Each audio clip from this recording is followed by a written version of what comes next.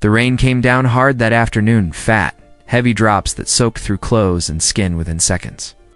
People hurried past in suits and umbrellas, rushing to stay dry, never looking down. She always looked down. Her bare feet moved over the wet pavement carefully, dodging puddles like they were traps. The oversized hoodie she wore was 3 shades darker now, clinging to her thin frame like a second skin. Her hands cracked and red from the cold. Clutched a plastic bag with 2 bruised bananas and a slice of bread. That was supposed to be dinner. She paused near the marble. The fountain outside the glass-covered hotel, where limousines waited and men barked into phones. She didn't belong there, but hunger didn't care about places. Hunger made you walk where you weren't welcome. Hunger made your stomach beg louder than your pride. Then she saw it. Lying near the curb, black leather, no rain stains, no scuffs. A wallet. She looked around. No one else had noticed. Cars kept rolling by. Businessmen kept yelling into the wind. No one seemed to be missing anything.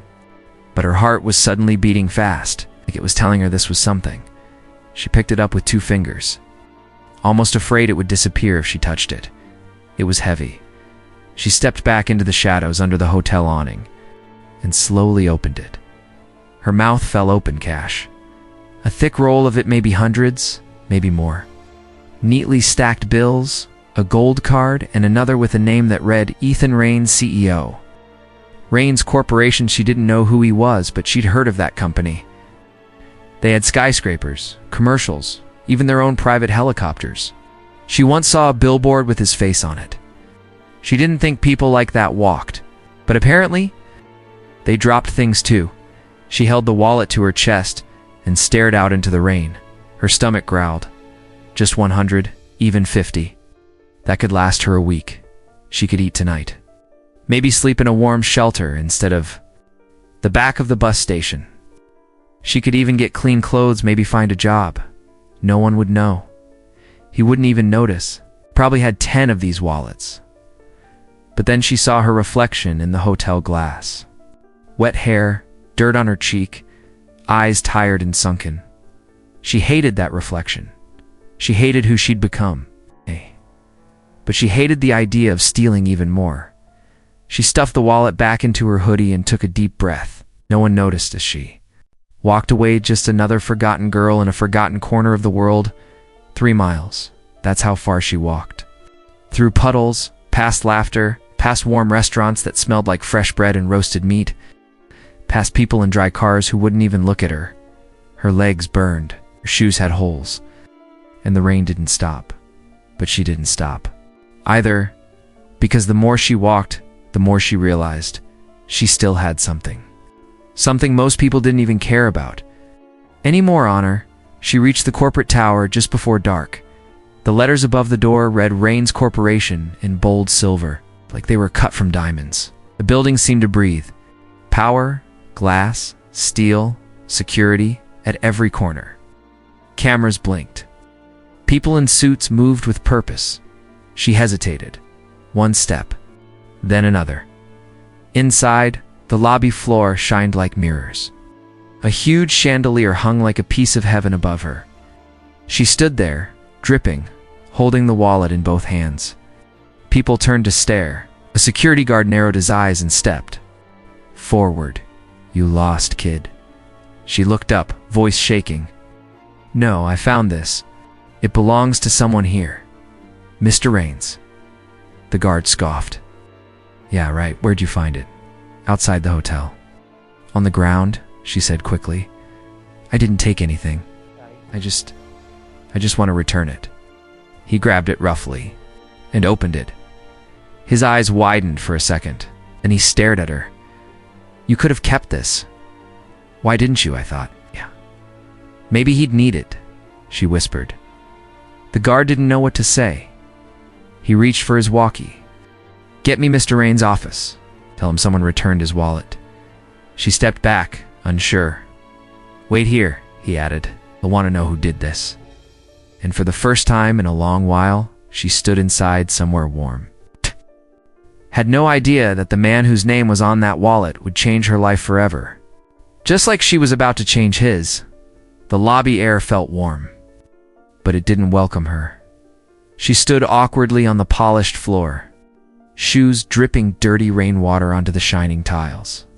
The guard who had taken the wallet earlier now spoke, in low tones into a radio, glancing at her like she was a problem that didn't fit in the picture.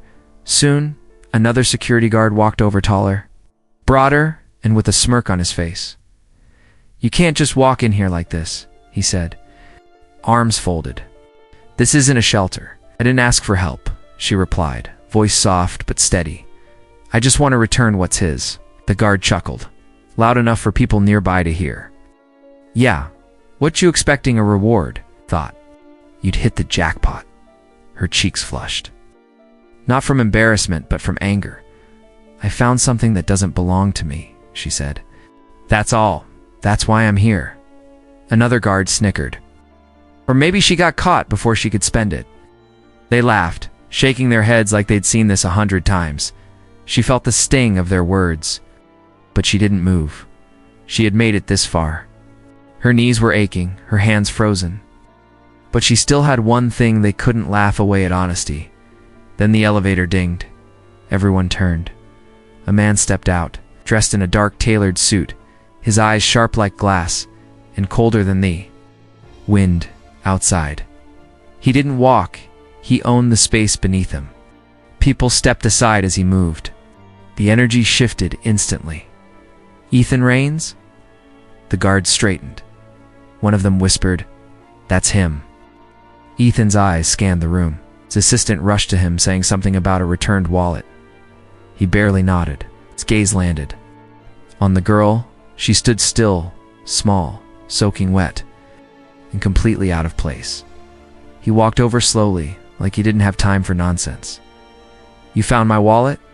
His tone was flat, skeptical.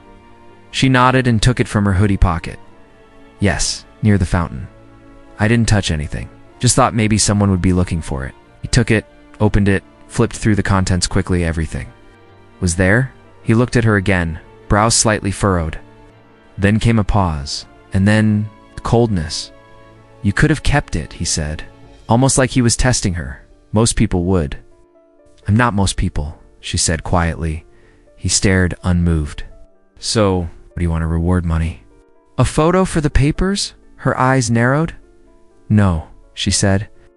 "I don't want anything. I just thought someone might miss it." That made him pause. Not because of what she said, but how she said it. There was no begging in her voice, no hunger for attention, just calm honesty. For a moment, he didn't speak. Behind him, the guards stood awkwardly watching. "You walked all the way here in the rain," he finally said. "For a wallet?" 8. She nodded. "Why?" Her eyes didn't blink. "Because if I lost something like that, I'd hope someone would do the same." It was so simple, so human, and suddenly he didn't know what to say. He tucked the wallet into his pocket and gave a short nod. "Can go." She stood for a second, unsure if that meant thank you or get out. But he had already turned to leave, and just like that, the space that had frozen around them melted again. She turned silent and walked back toward the doors. No applause, no reward, no warmth. Just a girl leaving with wet shoes and her pride untouched. But Ethan didn't go far. As the elevator doors closed behind him, he glanced over his shoulder one more time. She was gone, yet something about her words stayed behind, echoing louder than any voice in that golden tower. The elevator doors closed with a soft click. But Ethan Rains wasn't thinking about meetings or profits. He stood there, wallet still tucked into his coat, but his mind wasn't in that tower anymore. It was stuck on one simple sentence. "I don't want your money. I just thought someone might miss it." That voice, that look in her eyes, calm, tired, but still full of something he couldn't name. Decency. He stepped into his office. It's a glass-lined room that overlooked the city like it belonged to him. His assistant followed, speaking about a pending deal and quarterly numbers. But her voice faded into background noise. He walked over to his desk, set the wallet down, and sat slowly, for the first time in a long while. He felt small inside his own empire. The rain tapped softly against the window. His eyes drifted toward it, and without warning, a memory pushed through.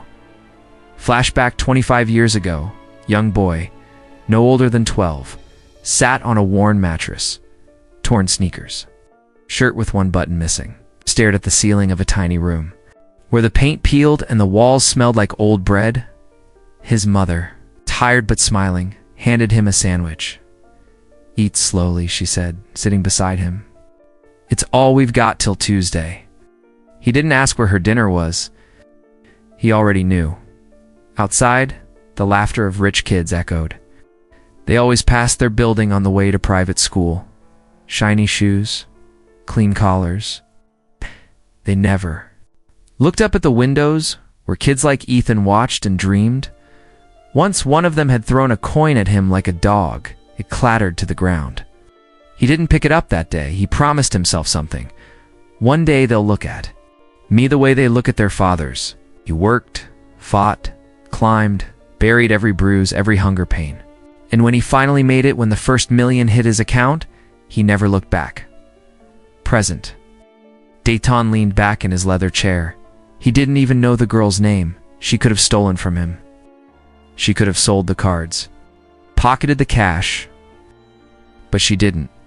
And not because she was scared, but because it wasn't hers. She reminded him of someone himself, back when he was still honest. Still hungry but whole, he stood up, the chair creaking beneath him, and picked up the phone. "Security?" he asked. "Yes, sir." "That girl who returned my wallet, is she still downstairs?" Pause. "No, sir. She left right after you did." Disappeared into the rain. Ethan stared at the floor, then out the window. Of course she did. People like her didn't wait around for applause. They were used to leaving without being seen. He walked back to his desk and opened the wallet. Tucked in one of the side pockets was a torn grocery receipt, crumpled and soaked. He looked at it closely. Written on the back, in shaky handwriting, "God sees everything. Don't lose yourself." His breath caught for a second. That wasn't hers. That was his. Something he had written once long ago, during the days he couldn't afford dinner. It had stayed in his wallet all this time, forgotten, like a piece of his soul. Waiting to be remembered, he stared at those words. His chest tight. He had spent years building towers, wearing $1,000 suits, silencing every voice that reminded him of his past. But now one girl, soaking wet and ignored by everyone, had knocked it all loose in a matter of minutes. Door opened. His assistant stepped in. "Sir, the board meeting starts in 5. Push it." She blinked. "Sir?" I said, "Push it. I have somewhere to be." Ethan grabbed his coat, stuffed the wallet into his pocket again, but this time it felt heavier, not with money, but with meaning. As he stepped into the elevator, the city looked different, less like something he owned, more like something he had forgotten. Ethan sat at his desk, the city buzzing behind his tall office windows. He had just ended a call with investors, but he hadn't heard a single word they said. His eyes kept drifting to the wallet, the one she returned, the one that should have been forgotten, but wasn't. Her voice still echoed in his mind. "Just thought someone might miss it. She didn't ask for anything. Not a reward, not even a name. She came and went like a quiet storm. Now she haunted his every thought." He picked up his phone. "Pull the lobby footage from yesterday," he told security. "I want every second, especially the girl who returned my wallet." A few hours later, Ethan watched the blurry black and white footage. She was there, wet hoodie, bare feet, holding the wallet like it was made of gold. She stood still while guards mocked her, never lowering her head. He leaned forward, studying her face. There was no fear, no hunger for approval, just decency. "She left after you went upstairs," the guard added. Didn't say where. "Does anyone know her name?" The guard shrugged. "She's not in the system." Nothing. Ethan stared at the screen again, then stood up. "I'm going to find her." The guard blinked. "Sir, you heard me?" The next day, Ethan wasn't in his usual suit. He wore jeans, a plain jacket. No driver, no press. He walked the streets. Himself. He stopped by the shelter closest to the tower. The receptionist barely looked up. "She's one of yours?" Ethan asked, showing a screenshot from the footage. "Don't know her name," the woman replied. "But she shows up sometimes. Real quiet, always gives away what little she has." Another shelter. "Same answer?" "She brought a boy here last week," someone said. He was crying. She stayed until he calmed down. Then she left. At a soup kitchen, one volunteer paused. "That girl? Yeah, I remember her." Yeah. Gave her whole tray to an old man. And said she wasn't that hungry. Looked like she hadn't eaten in days. "Do you know where she went?" Ethan asked. The man shook his head. "She's like a ghost. Helps people." Ethan disappears. By the third day, Ethan sat on a bench, tired, coat damp from a cold drizzle. His phone buzzed. His assistant. "Where are you?" "The board is losing their minds. Tell them to keep losing it." She sighed. "Ethan, you seriously chasing a homeless girl through alleyways and shelters?" "I'm not chasing a girl," he said quietly. "I'm chasing the part of myself I left behind." There was a long pause. Then she said, softer this time, "I'll cover your meetings. Just be safe." He hung up and looked down the street. A boy in torn sneakers was trying to help a woman push her broken cart, and for a second he thought he saw her again, a girl in the distance. Kneeling beside a sick dog, feeding it scraps from her pocket, her back was turned. Then she disappeared. Behind a building before he could reach her, Ethan stood still in the rain, heart pounding. She was out there, still helping, still invisible, and somehow, still more human than anyone he knew. It was past midnight when Ethan finally found her. The alley was silent except for the sound of dripping water from a broken pipe above. The air was cold, too cold for anyone to sleep on the ground. But there she was, curled up in a cardboard box beside a rusted dumpster. Her arms wrapped tightly around something small and shaking. A dog. Its paw was wrapped in a strip of cloth, probably torn from her hoodie. Its breathing was slow, but she kept her hand gently on its side like she was guarding it with her life. Ethan stood a few feet away, heart pounding. She looked thinner than before. Her cheeks sunken, her hair damp and stuck to her face. But her eyes, when they slowly opened, still held that strange, steady strength. She blinked, confused at first. Then she recognized him. "You." He stepped closer. "I've been looking for you." She didn't move, just pulled the dog a little closer. "Hey. Why, I wanted to thank you. In person, not just shake your hand and forget you existed." She looked down. "I didn't do it for thanks." "I know," he said gently. "But I still owe you something." She let out a weak laugh. "Is that what rich people say when they're uncomfortable?" Ethan paused. "No. That's what they say when they realize someone poor has more character than they do." She didn't reply. He sat on the edge of a crate nearby. The cold bit through his coat, but he didn't care. He looked at the dog. "You helped him too?" She nodded. "Found him by the tracks. Someone hit him and just left him. I couldn't walk away." He nodded slowly. Then he asked, "So why did you return the wallet?" She looked at him, her voice quiet but clear. "Because I know what it's like to lose everything. I wouldn't want anyone else to feel that, even if they have more than they need." Her words hung in the air like warm breath in winter. Ethan swallowed hard. She didn't just return a wallet. She returned hope. To someone who didn't even realize he'd lost it. He reached into his pocket and pulled out a folded piece of paper. "I want to help you," he said. She frowned. "Why?" "Because I was you, years ago. I lived in a place like this. I ate from trash cans.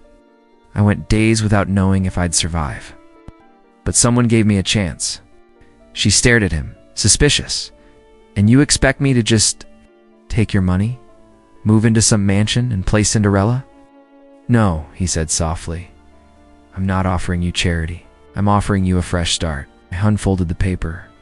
It was a job offer, simple, clear. Position at his company and community outreach. Food, housing, a small salary.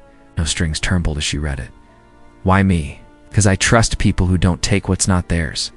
People who feed injured animals instead of themselves. People who remind me of who I was, before I forgot. She looked away. "You're serious?" He nodded. "Dead serious." She was quiet for a long time. The dog shifted in her lap, pressing against her chest. Finally, she whispered, "I've never had anything. Not even a bed that was mine." "What if I mess this up?" "Then we'll try again," Ethan said. "And again, if we have to. You don't owe me perfection. Just honesty. And that you already gave." Tears welled up in her eyes.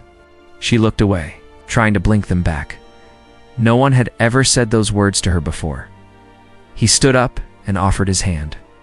She looked at it for a moment. Unsure then, slowly she took it. It was rough and cold, but steady, like May before. The first time she didn't have to stand alone. The first morning in her new room didn't feel real. She woke up slowly, blinking at the clean ceiling above her. White walls, warm sheets, no cold wind on her face, no rats scratching in the corner, no sirens outside. For a second, she thought it was a dream, but the soft knock on her door made it real. It was Ethan's assistant, Anna, holding out a plate with eggs, toast, and fruit. "No rush," she said kindly. "Just eat. You're safe here." She nodded, still in disbelief, and sat up. The smell of warm food made her chest tighten, not just with hunger, but something deeper. Hope. Over the next few weeks, change came slowly. She started with small things, washing her hair, trimming her nails, wearing clean clothes that actually fit.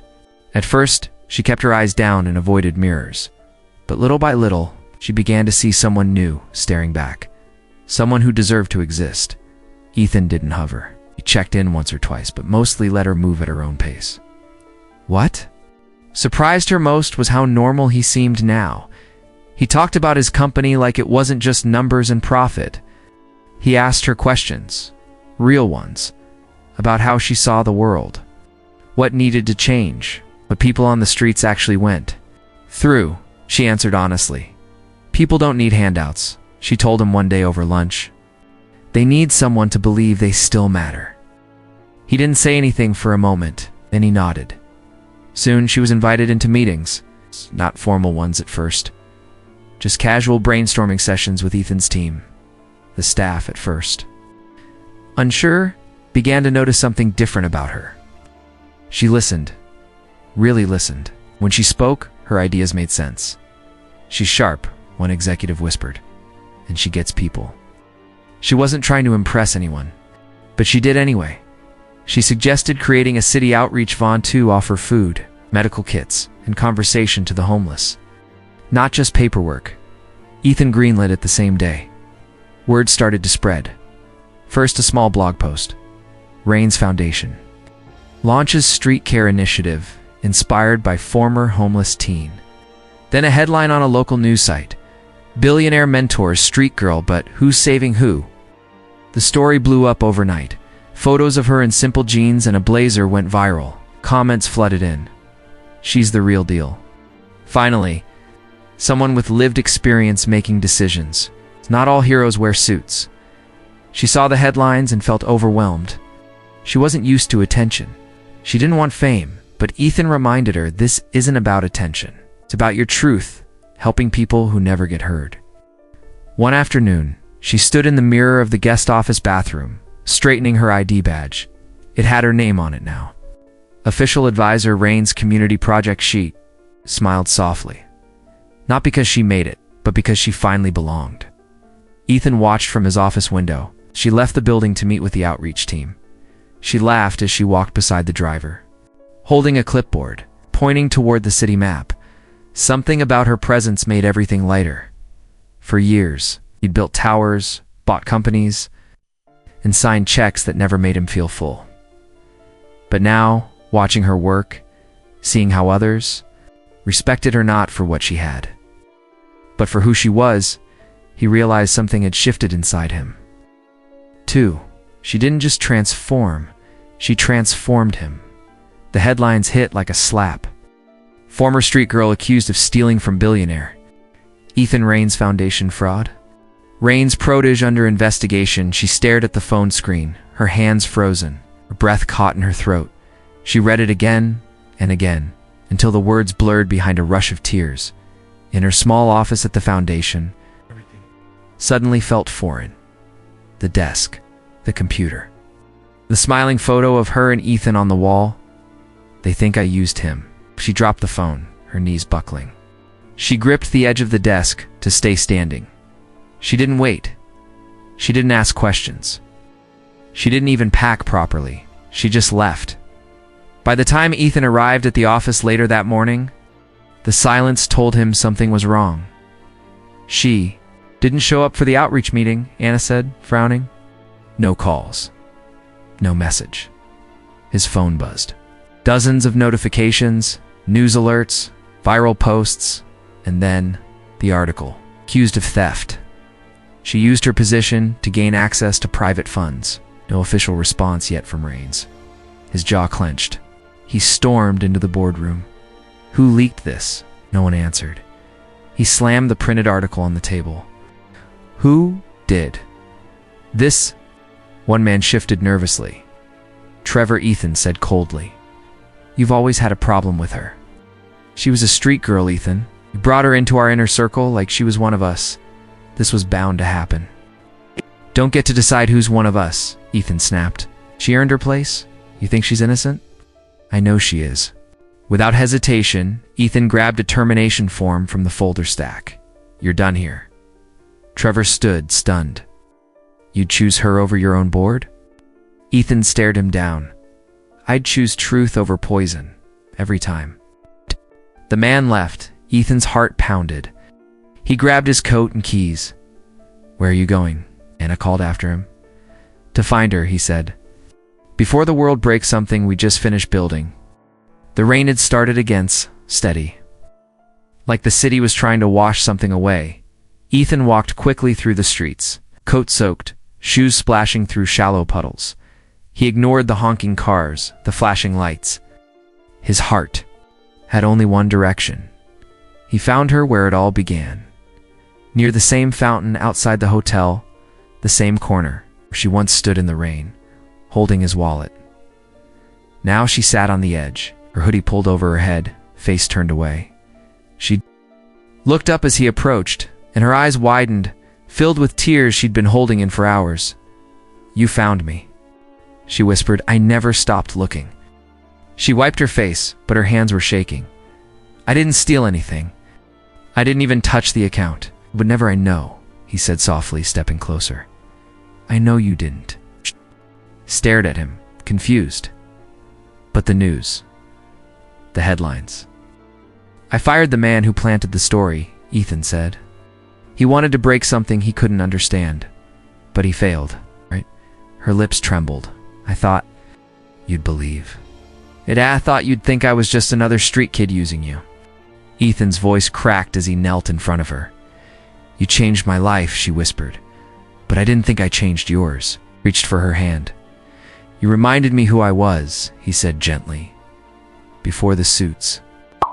Before the money. Before I forgot what mattered.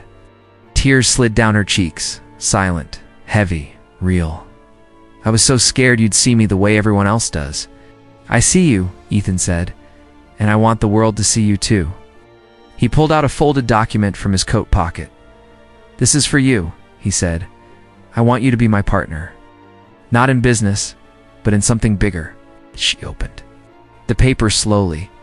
Her hands covered her mouth when she read the title, Co-founder Rain's Foundation for Children Without Homes. This can't be real. It is, he said. Just like you. For the first time in her life, she felt seen not as a problem, not as a story, but as a purpose.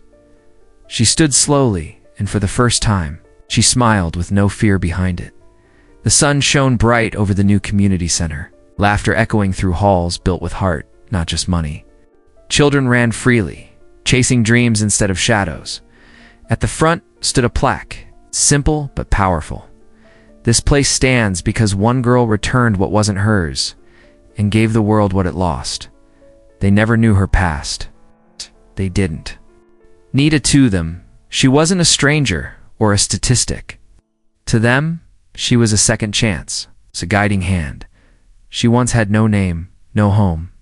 Now children call her ... hope.